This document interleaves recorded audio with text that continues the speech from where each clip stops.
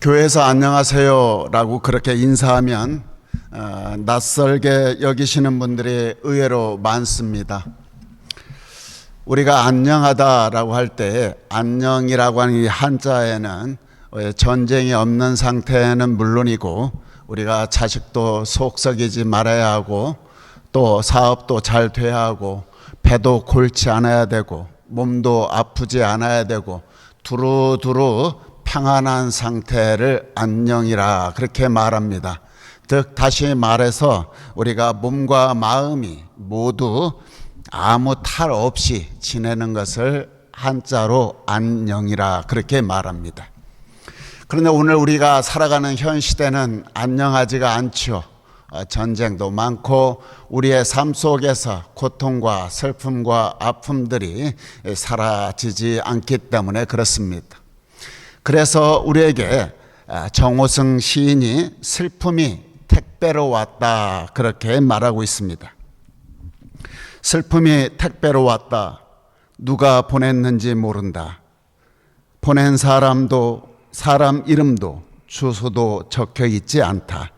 누가 보낸 슬픔의 제품이길래 얼마나 아름다운 슬픔이길래 사랑을 잃고 두 눈이 멀어 겨우 밥이나 먹고 사는 나에게 배송돼 왔나.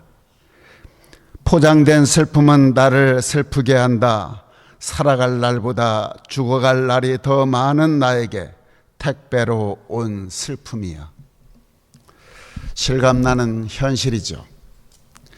밥이나 먹고 사는 평범한 늙은이한테도 슬픔은 지금 택배로 계속 오고 있다 말하는 것입니다.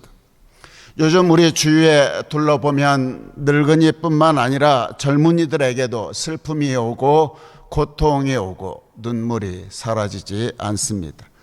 모든 사람들이 이런저런 모양으로 다 슬퍼하고 고통과 아픔 속을 살아가고 있는 것이 오늘날의 현실입니다. 그렇습니다. 고통과 슬픔은 누구도 피할 수가 없죠. 여러분 지금 고통과 슬픔을 겪고 있거나 그렇지 않으면 과거의 어떤 일 때문에 누구 때문에 또 그러한 고통과 슬픔의 그림자에 갇혀 살아가는 사람들이 있습니다. 요즘 젊은이들과 이야기하거나 또 젊은 자식들과 이야기할 때 마음의 이야기를 나누다 보면 그들의 미래에 대한 불확실성과 또 편치 않은 인간관계 때문에 힘듦과 슬픔과 또 답답함과 고통 가운데 살아가고 있다는 이야기를 들을 때 깜짝깜짝 놀라곤 합니다. 겉에 얼굴은 모습은 미소를 짓고 또 아무렇지 않은 척 하면서 살아가지만 그들의 마음속에 전해지는 울림은 버티는 데까지 한번 버텨보자. 그냥 지나가면 좋은 날이 있겠지 라고 마음 먹고 살아가는 젊은이들의 모습을 보게 됩니다. 젊은이들 뿐만 아니라 나이 드신 분들도 이 고통과 슬픔에 너무 익숙해져서 세월이 약이야 라고 이야기하며 스스로 위로하고 서로 다독이면서 아픔을 삭히고 살아가는 것이 요즘 어르신들의 모습입니다. 그런데 여러분 세월이 약이다 그렇게 이야기하지만 지나면서 보면 세월이 그리 좋은 약이 것 같지는 않습니다. 왜냐하면 내가 닥치고 있는 슬픔과 고통이라고 하는 것이 그러한 시간과 세월이 너무 더디게 간다는 것입니다. 여러분 우리가 많은 사람들이 이러한 슬픔과 고통을 겪고 있고 지금도 겪고 있고 앞으로도 겪을 텐데요. 여러분 우리가 슬픔과 고통과 눈물의 한숨의 세월 속에서 예수님을 만난다는 것이 무엇을 의미하는 것인지 하나님을 만난다는 것이 어떤 의미가 있는 것인지 오늘 말씀을 통해서 은혜를 나누고자 합니다. 여기 가장 큰 고통과 슬픔에 빠져 있는 한 여인이 있습니다. 이름은 나오지 않고요. 나인성에 사는 과부다라고만 말합니다. 오늘 본문에서 나인이라고 하는 이 성읍이 나오는데요. 그 성읍을 중심으로 해서 두 행렬이 만나는 장면이 나옵니다. 하나는 예수님을 따르는 제자들의 모습 속에 행렬이 쭉 있었죠. 그 행렬을 보면 어떻습니까? 이 행렬을, 이 분위기를 딱 보면 음악적으로 표현한다면 비발디의 사계 중에 봄과 같이 그들은 얼굴에는 미소를 짓고 또 생동하고 또 기쁨과 굉장히 말할 수 없는 마음속의 기쁨과 행복감을 가지고 예수님을 따라오는 그 장면을 생각해 볼 수 있습니다. 그와 반대로 한 나인성에서는 과부의 죽은 아들을 메고 장례 행렬이 쭉 이어지고 있는 것입니다. 이 행렬을 음악으로 표현한다면 맑은 하늘의 천둥과 번개와 소낙비를 동반한 여름날의 어두운 날이라고 표현하고 싶습니다. 남편도 없이 아들 하나를 키웠습니다. 그 젊은 아들이 죽게 되었던 것입니다. 여러분들은 이 본문을 읽을 때 하나의 스토리로 그냥 짤막하게 이해할 수 있겠지만 우리가 이 본문 속으로 깊이 들어가서 이 여인의 과부의 마음을 우리가 한번 들여다본다면, 아니 내가 그 자리에 있다 한다면 누가 이 어머니의 고통을 헤아릴 수 있겠습니까? 누가 이 어머니의 슬픔을 상상할 수 있겠습니까? 인간이 당하는 고통 가운데 자식을 먼저 보내는 어머니의 고통, 이건 아마 가장 큰 고통이 아닐까. 내가 어찌 맨정신으로 살아갈 수 있을까? 이 미쳐버리는 것이 더 오히려 좋겠다. 목 놓아 울고 있는 어머니의 그 모습, 이러한 모습을 가지고 힘겹게 살아가고 있는 그 말할 수 없는 고통 가운데 있을 때에 어느 누군가는 그의 곁에 위로한답시고 와서 그런 말 하죠. 세월이 약이야. 산 사람은 살아야지 잊어. 그렇게 이야기할 수 있습니다. 여러분, 그러나 그런 이야기 속에 반감이 콱 끌어오르죠. 왜냐하면 이 과부에게 있어서 그 아들은 자기 하나뿐인 생의 소망이었고, 그 아들은 자기 생명보다 더 소중한 존재였을 뿐만 아니라 그 어머니의 마음속에 그 애는 누구에게도 느끼지 못했던 행복을 그 아들을 통해서 받았을 뿐만 아니라 그 아들은 자기에게 기쁨이요 보람이요 희망이요 그 집의 기둥이었기 때문에 그렇습니다. 이 비탄에 잠겨있는 어머니의 마음, 어느 누가 다 헤아릴 수 있겠습니까? 고통과 슬픔과 눈물로 절망 속에 있는 그 과부, 그 과부에게 예수님이 오늘 이 어머니를 만나기 위해서 그 눈물의 현장, 고통의 현장으로 걸어 들어오셨다라고 말씀하고 있습니다. 그 여인을, 그 고통을 마음속에 한 마음으로 예수님이 찾아가셔서 하시는 말씀이 뜬금없는 참 이상한 말을 하죠. 울지 말아라. 울지 말아라 말씀하시고 난 다음에 아들의 관에 손을 댔습니다. 손을 대니까 상여를 메고 가던 사람들이 잠깐 멈춰 섰죠. 예수님이 멈춰 선 그 상여를 관에 손을 얹고 기도하심으로 기적을 행하셔서 그 청년을 살리게 되었다라고 하는 것이 오늘 메시지입니다. 여러분들이 여기서 기억할 것이 예수님이 그냥 입으로도 말씀하실 수 있습니다. 그럼에도 불구하고 그 관에 손을 대셨다. 왜 대었을까? 정결하지 못한 그 관에 손댄다는 것은 유대인들에게서는 있을 수 없는 일입니다. 이방인들과 악수하지도 않았죠. 그 불결한 것에 관에 손을 대는 것은 더더욱 있을 수 없는 일입니다. 그럼에도 불구하고 예수님이 그 관에 손을 대셨다라고 하는 것은 깊은 사랑의 행위를 보여주신 것입니다. 예수님은 나인성 과부의 슬픔과 고통에 함께함을 손으로 관에 손을 대셨고 그 슬픔에 있는 어머니의 마음을 헤아리며 그 청년을 다시 살리셨습니다. 여기에 두 가지 키워드가 있습니다. 관을 대심으로 예수님의 깊은 사랑을 표현해 줬을 뿐만 아니라 그 생명을 살려내심으로 하나님의 능력을 보여주셨던 것입니다.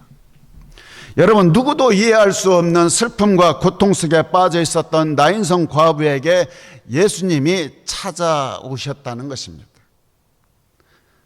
예수님을 만났기 때문에, 예수님이 그 고통의 현장에 찾아오셨기 때문에 기적의 역사를 느끼게 되었고 그것을 만나게 되었다는 것입니다. 그렇습니다. 예수님께서 나인성 과부에게 찾아오셨던 것처럼 오늘날 우리 이 시대를 살아가고 있는 우리에게 고통과 슬픔 속에서 살아가고 있는 우리의 삶의 자리에도 친히 찾아오신다 말씀하십니다. 여러분, 우리가 살다 보면 우리 삶에서 피할 수 없는 슬픔이 있습니다. 피할 수 없는 고통들이 있습니다. 남에게 말하지 못하고 눈물을 삼키며 살아가는 날들이 있죠. 과거에 겪은 사람이 있을 수도 있고 지금도 겪고 있는 사람도 있고, 지금 겪지 않았다면 불행히도 미래에 반드시 겪게 될 것입니다. 모든 인간들은 슬픔과 고통과 절망을 경험하지 않고 인생을 마무리하는 사람 단 한 사람도 없습니다. 우리네 모두가 그렇게 살아갈 수밖에 없다는 것입니다. 여러분, 우리가 예수님을 생각하면 고생을 한 번도 하지 않은 것처럼 부잣집 아들내미처럼 생각하는 경우들이 종종 있습니다. 그러나 여러분, 예수님은 그런 예수님이 아니십니다. 빌립보서 2장에 보면 하나님과 동등됨을 취하지 아니하시고 사람의 모양으로 이 땅에 오셨다라고 말씀하십니다.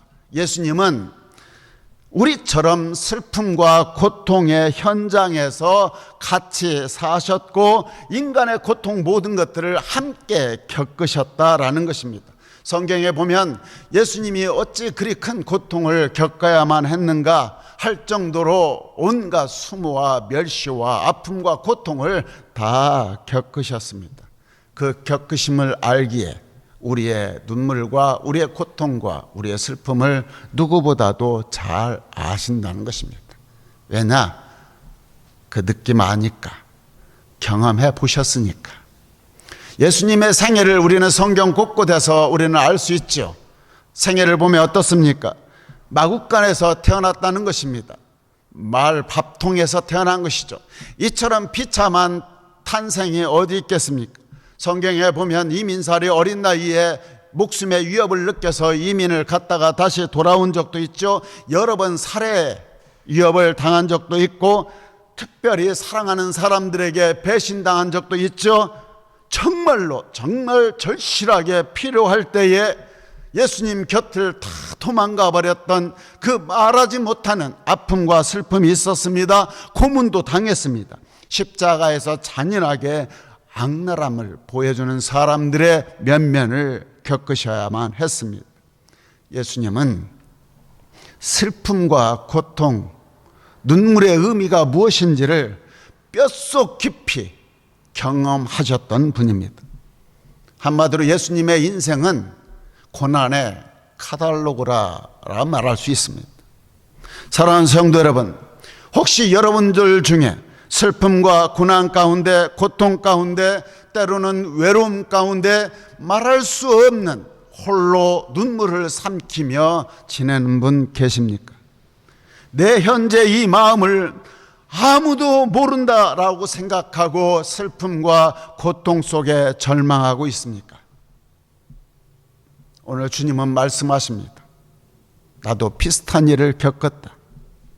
네가 얼마나 슬퍼하고 얼마나 고통스럽고 얼마나 외로움이 무엇인지 내가 그 느낌 안다.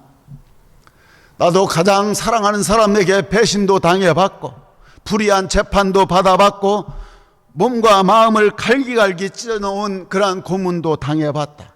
죽는 것이 무엇인지 나는 안다.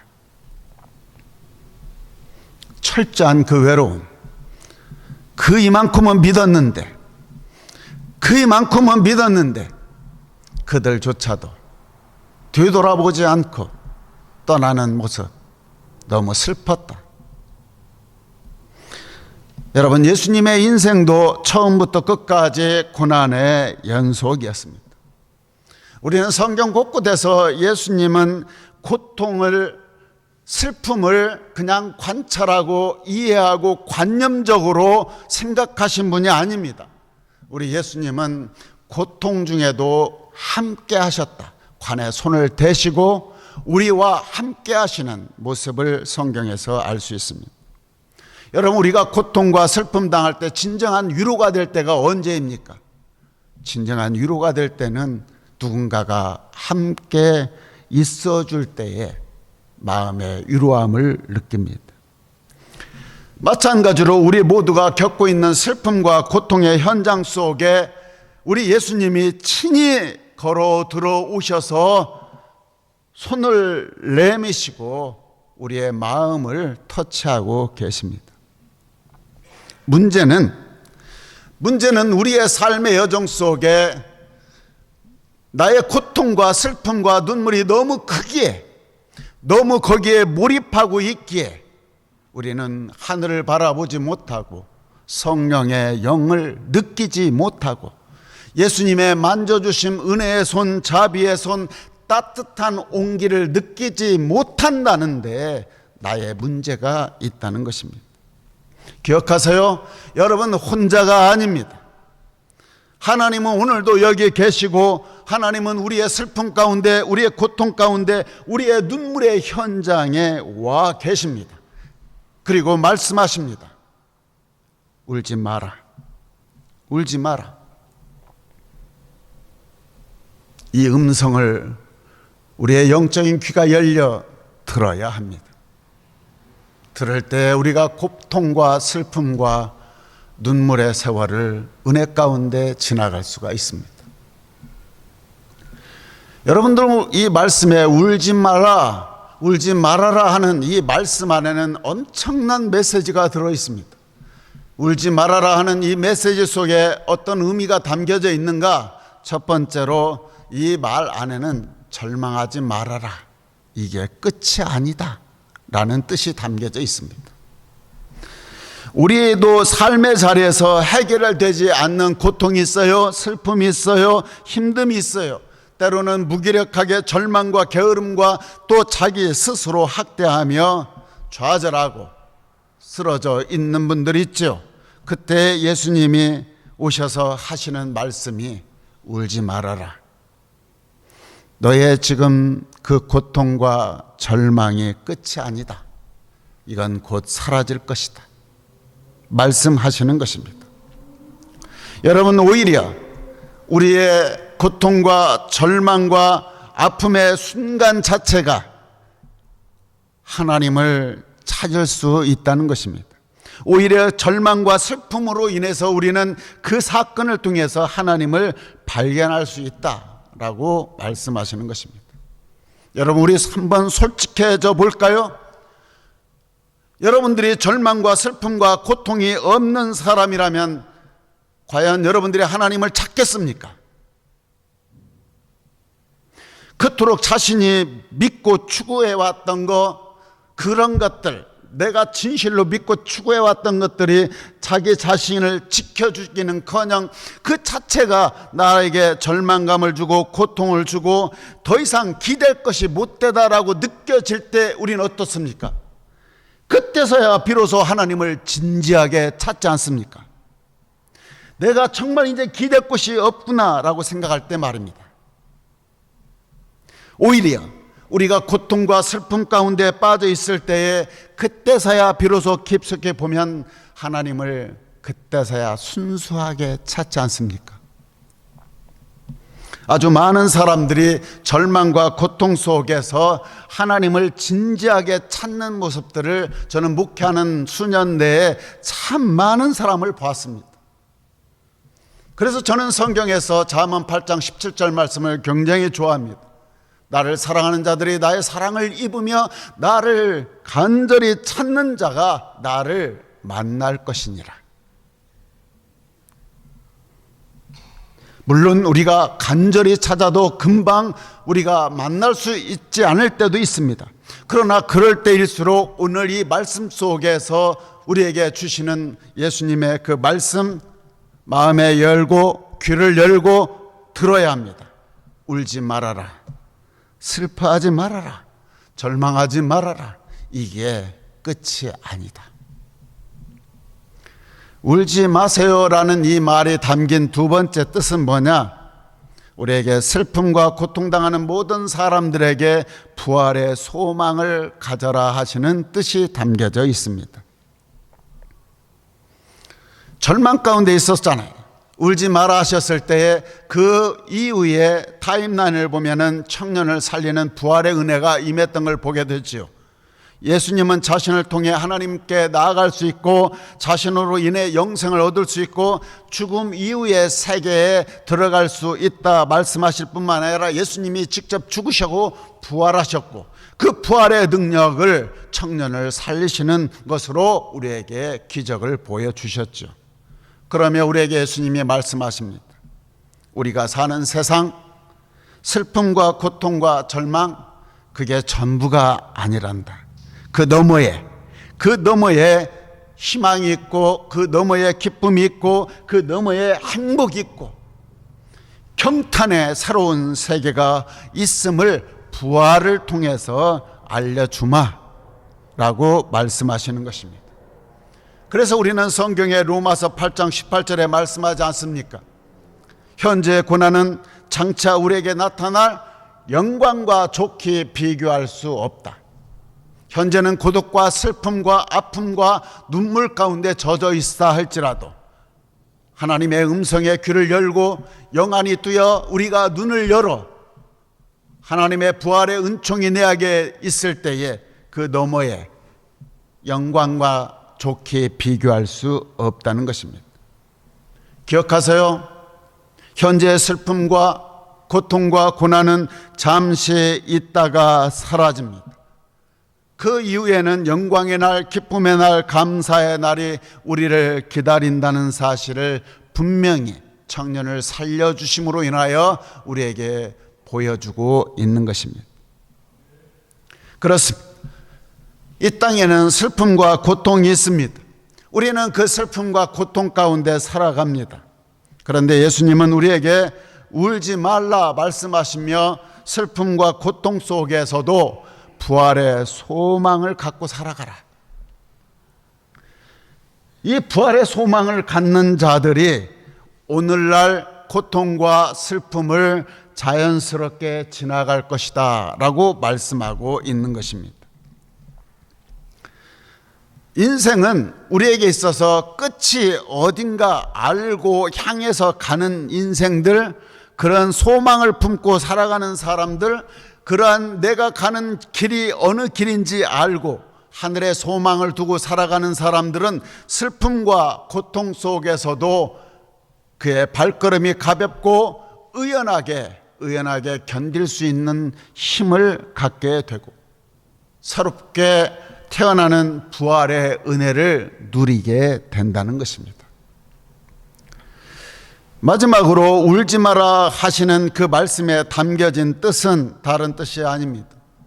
내가 너와 함께 당신과 함께 나도 그곳에 있단다라는 뜻이 그 안에 담겨져 있습니다. 다시 말해 임마누엘의 주님으로 함께 하신다는 것입니다. 예수님은 단지 부활의 소망, 미래의 부활의 소망만 주시는 것, 이야기하는 것이 아닙니다. 고통 가운데, 슬픔 가운데서도 우리와 함께 하신다는 것입니다. 그래서 우리가 수많은 사람들이 고통을 겪으면서 슬픔 가운데 있으면서도 내가 혼자가 아니었구나. 그 고통 가운데서도 하나님이 함께하고 계셨구나. 이걸 조금씩 알아가죠. 홀로 있다 생각하는 것과 내가 기쁨의 자리에 있을 때도 하나님이 함께 하셨고, 고통의 자리에 있을 때도 나 홀로가 아니라 그때 그 자리에도 함께 하시고, 삶의 자리 어느 자리에 있든지 하나님은 늘 나와 함께 하시는 하나님이시다. 그래서 성경의 곳곳에 하나님이 함께 하심을 말씀하시는 구절이 많죠. 요한복음 11장 33절에 예수께서는 마리아가 우는 것을 보시고 마음이 비통하여 괴로워했다. 그의 눈물을 보았고 그의 마음을 헤아렸고 마음이 비통하여 괴로워하셨고, 35절 이어서 보면은 예수님이 마리아를 보며 눈물을 흘렸다라는 말씀이 나옵니다. 요한복음 14장 18절에 나는 너희를 고아처럼 버려두지 아니하고 너에게로 다시 오마 말씀하십니다. 우리의 슬픔과 고통, 인생의 한복판에 하나님이 그 자리에 나와 함께 하신다는 것을 진정으로 여러분들이 알아가기 시작할 때에 하나님을 만나고 또 하나님을 만나고 함께함을 느낄 때에 우리가 내 삶의 자리에서, 고통의 자리, 슬픔의 자리, 눈물의 자리에서도 그 자리에서 그것을 보는 나의 시각이 달라지죠. 절망하는 게 아니라 그 안에 고통의 자리에서도 희망을 끌어내는, 길어 올리는 하나님의 사람, 그러한 사람으로 변하기 시작한다는 것입니다. 우리네 슬픔들은 다 헤아릴 수 없죠. 나의 슬픔의 그릇과 여러분의 슬픔의 그릇이 각자 다 다르죠. 크기가 다 다릅니다. 그러나 그런 하나님께서 각자 고통과 슬픔의 그릇이 다르지만 그 다름에 맞춰서 하나님이 만져주신다는 것입니다. 꼭 기억해야 할 것은 우리가 끝이라 생각하는 그 순간 하나님은 시작이다라고 말씀으로 응답하신다는 것입니다. 그래서 우리가 하나님 앞에 나아가 예배하며 하나님의 임재를 경험하는 것입니다. 우리가 그래서 하나님을 향해서 입을 열고 기도할 때에 하나님이 나의 만져주심을 체험하는 것입니다. 물론 기도하고 예배할 때에 나의 삶의 자리로 돌아갔을 때에 나의 고통과 슬픔이 방금 사라지는 것은 아닙니다. 그러나 여러분, 우리가 하나님을 찾고 하나님이 나를 만나주시고 하나님을 알아가면 알아갈수록, 여러분들이 예수님을 만나면 만날수록 나의 삶의 여정에 막막했던 안개와 같은 것들이 은혜 가운데 조금씩 거쳐지는 걸 느끼게 될 것이고, 내 안에 적개심, 분노, 열등의식 같은 것들이 하나님의 은혜 안에 점점점 그 모든 것들이 옅어지고 사라질 것입니다. 아무도 고치지 못했던 내 마음속, 절망 중에 하나님을 찾고 하나님을 우러러 바라보는 사람들 속에 하나님이 그 속에 찾아오셔서 일하시고 그를 회복하시고 새로운 세계로 인도하신다는 것입니다. 사랑하는 성도 여러분, 예수님이 어떤 분이십니까? 예수님은 부활하셔서 지금도 우리의 고통의 현장에 찾아오셔서 함께 슬퍼하시는 예수님이십니다. 예수님은 우리에게 친히 찾아오셔서 우리의 연약한 다리를 든든히 세워주시고 자주 흔들리는 우리의 마음을 다듬어 주시고 슬픔과 고통을 딛고 의연하게 걸어갈 수 있도록 옆에서 독려해 주시고 어깨동무해 주시고 함께 하시는 주님이십니다. 슬픔과 고통을 통해서 얍삭하고 얄팍하고 미숙하고 변덕이 심한 우리의 인생들을 그 고통과 슬픔을 통해서 하나님이 내 성격을 바꿔가시고 성숙한 인격으로 바꿔가는 모습을 보게 됩니다. 특별히 예수님은 우리의 삶 가운데 들어오셔서 힘있고 당당하게 거침없이 살아갈 수 있도록 모든 것들을 공급해 주시는 하나님이십니다.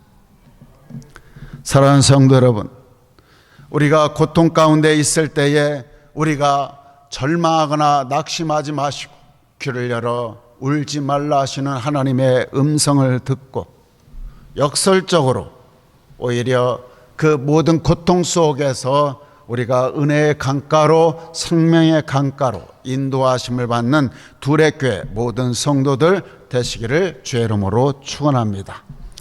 예수님이 오늘 이 시간에 여러분의 삶의 자리에 찾아오셔서 우리의 슬픔과 고통, 여러분의 아픈 마음, 아픈 곳에 손을 대십니다. 그리고 말씀하십니다. 얘야, 울지 마라. 이게 끝이 아니다. 울지 말거라. 부활의 소망을 갖거라. 울지 말거라. 너의 슬픔의 고통의 자리에 나도 함께 있으니 외로워하지 말라.